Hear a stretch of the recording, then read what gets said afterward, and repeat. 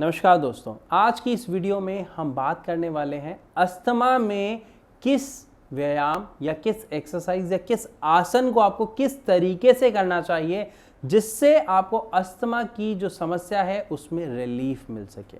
लेकिन एक चीज़ यहाँ पर हमें समझना बहुत ज़्यादा ज़रूरी है कि अस्थमा की समस्या में दिक्कत क्या आ रही है। हमें सांस लेने में दिक्कत आ रही है? नहीं। अगर हम स्टार्टिंग स्टेज पे हैं तो हमें सांस नॉर्मल लेने में दिक्कत नहीं आ रही। जब हम चलते हैं, सीढ़ी चलते हैं या भागना पड़ जाए, वहाँ पर सांस फूल जाती है। ये छोटे छोटे कामों में हमारी सांस फूलती है।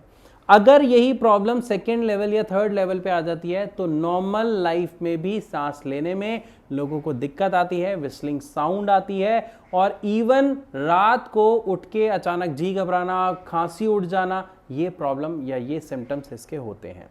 आज हम बात करने वाले हैं उन आसनों की, बल्कि मैं कहूं सबसे पहले एक सर्वश्रेष्ठ आसन की, जिससे आपकी ये सभी प्रॉब्लम काफी हद तक कंट्रोल में आ सकती हैं अगर आप सिर्फ 15 मिनट अपने आप को डेली दें। जी हां, अगर आप सिर्फ 15 मिनट अपने आप को देते हैं, चाहे सुबह दे दीजिए या शाम को दे दीजिए, लेकिन शाम को देंगे तो अंधेरा होने से पहले।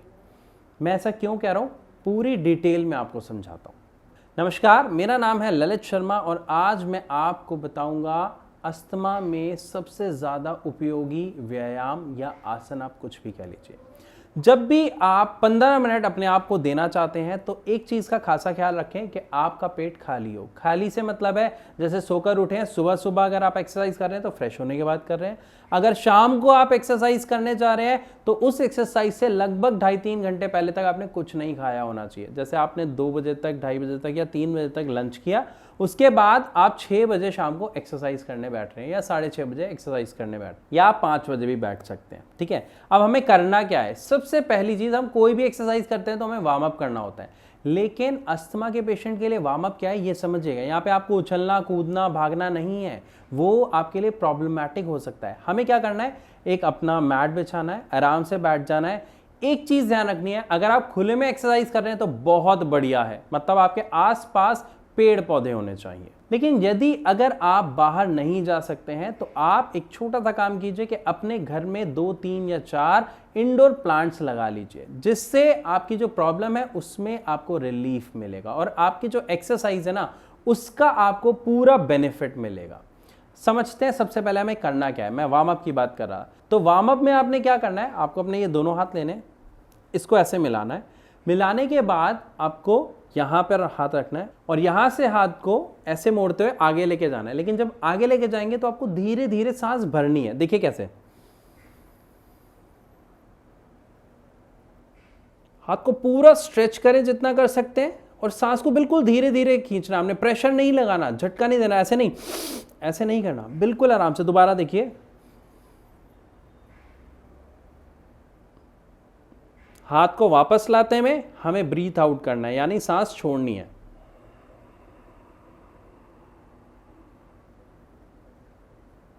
तीन से 5 सेकंड का रेस्ट, फिर अगेन।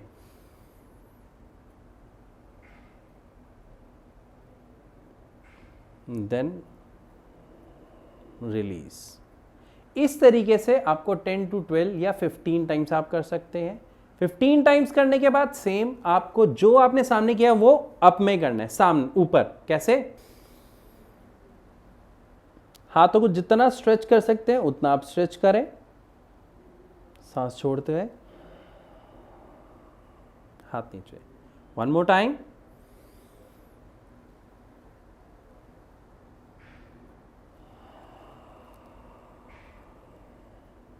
ये भी आपने 10 to 12 और 15 टाइम्स करना है। जितनी बार सामने करेंगे उतनी बार ये करना है।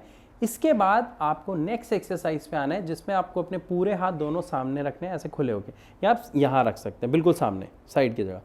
जब आप इन हाथों को खोलेंगे तो आप सांस भरेंगे, इनहेल करेंगे। जब हाथ वापस लाएंगे तो सांस छोड़ेंगे, लेकिन बहुत आराम से करना है। इसमें आपको भागना नहीं है, स्पीड में नहीं करना, क्योंकि स्पीड में करने से आपकी खांसी आ सकती है, आपका दम उखड़ सकता है। ठीक है, तो कैसे करना है देखिए।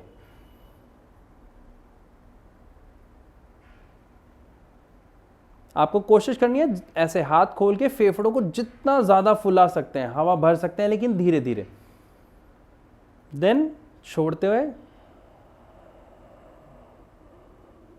आगे। 1 more टाइम।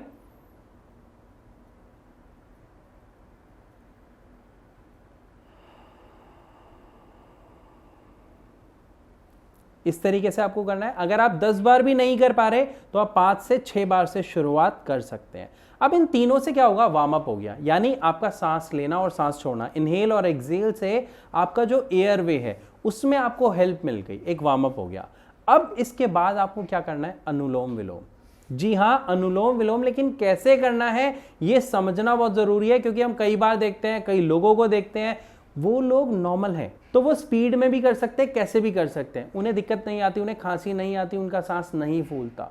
लेकिन जितने भी अस्थमैटिक पेशेंट होते हैं, जिनको रेस्पिरेटरी कोई भी इशू होता है, डिसऑर्डर होता है, तो उनके साथ क्या होता है, 1 सेकंड बस जब हम यहाँ से यहाँ बदल रहे होते हैं, सांस इतना सा रोकने में भी दम उखड़ जाता है, खांसी आ जाती है, जी घबरा जाता है। तो हमें यहाँ पर कैसे करना है ये सीखना जरूरी है।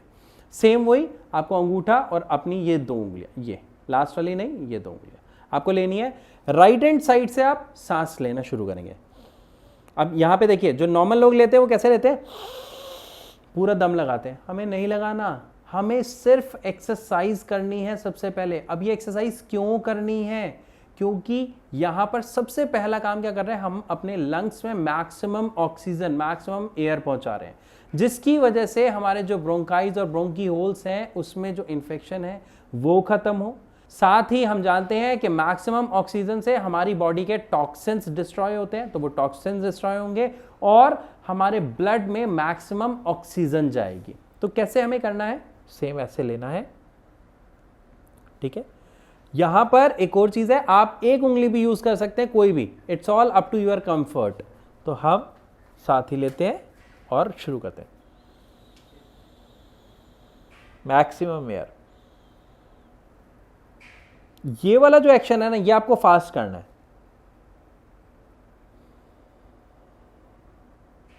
देन यहीं से अगेन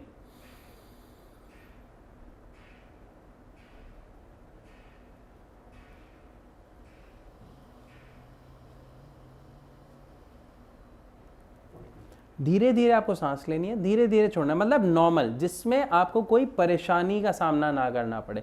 जिस स्पीड से आप नॉर्मल सांस लेते हैं उसी स्पीड से लेनी है। बस क्या कोशिश करनी है, जितनी हम नॉर्मल लाइफ में सांस लेते हैं वो इतनी सी होती है। थोड़ा सा पेट फूलता है, थोड़ा सा पिचक जाता है, हमें यहाँ पे सांस ज्यादा लेनी है और ज्यादा छोड़नी है, जिससे हमारी जो प्रॉब्लम है, जो इन्फ्लामेशन हुई है, उसमें रिलैक्सेशन आए, वो जो सूजन हो रही है वो कम हो और हमें बेनिफिट्स देखने को मिले। लेकिन यहां पर आपको एक बात समझनी पड़ेगी, आपका जितना अच्छा वार्म अप होगा, यानी मैंने आपको 15 मिनट बोले, तो आप 5 से 7 मिनट पहले अपने वार्म अप में लगाएं। उसके बाद सिर्फ एक ही आसन करना है आपको, अनुलोम विलोम। ये अनुलोम विलोम ही सबसे असरदार और कारगर एक आसन है अस्थमैटिक पेशेंट के लिए, या जिन भी लोगों को सांस से संबंधित किसी भी तरीके की समस्या है उनके लिए।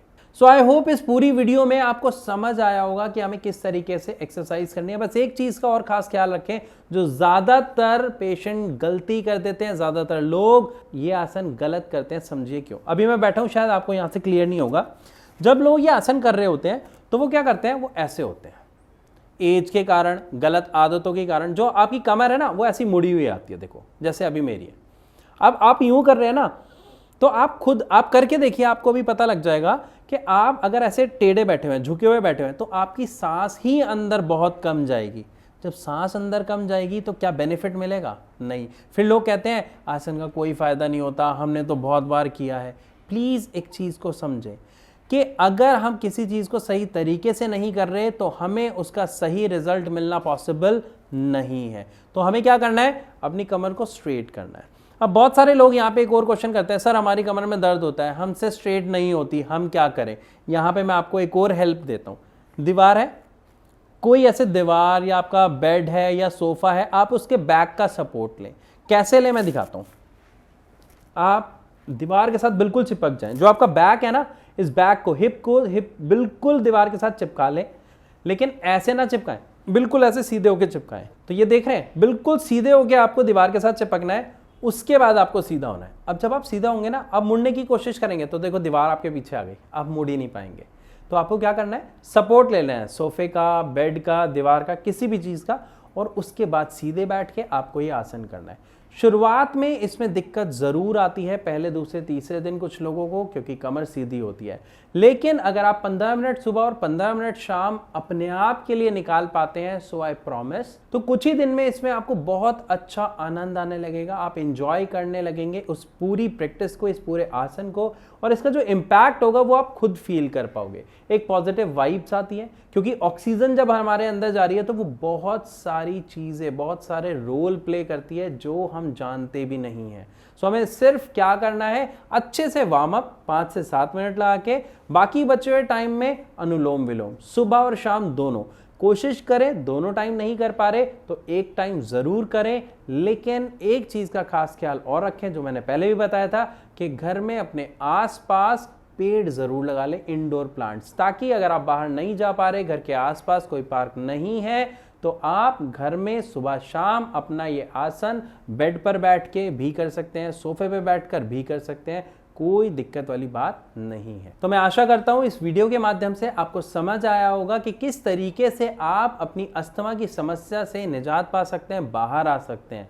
लेकिन अगर इन आसनों को करने के बावजूद भी आपको कुछ खासा फर्क अपनी समस्या में देखने को नहीं मिल रहा, आपकी समस्या ज्यों की त्यों बनी हुई है या बढ़ रही है, तो यहां पर आपको एक सही ट्रीटमेंट और डॉक्टर से कंसल्ट करना बहुत जरूरी है, जिसके लिए भी मैं आपकी एक मदद कर सकता हूं। नीचे दिए गए नंबर पर आप भारत होम्योपैथी के डॉक्टर से फ्री ऑफ कॉस्ट कंसल्ट कर सकते हैं, अपनी समस्या के बारे में उनसे शेयर कर सकते हैं, अपनी रिपोर्ट, अपनी दिक्कत, वो आपकी पूरी मदद करेंगे। फिर भी अगर आपका और कोई सवाल है जिसका जवाब मैं इस वीडियो में कवर ना कर पाया हूं, तो मैं आपसे रिक्वेस्ट करूंगा कि आप कमेंट सेक्शन में उसे ज़रूर लिखकर पूछें। मैं कोशिश करूंगा अगली वीडियो में आपके उस प्रश्न का उत्तर ज़रूर दूं। इसी के साथ अब मैं चलने की इजाज़त चाहूँगा, मिलूंगा अपनी अगली वीडियो में, तब तक के लिए नमस्कार।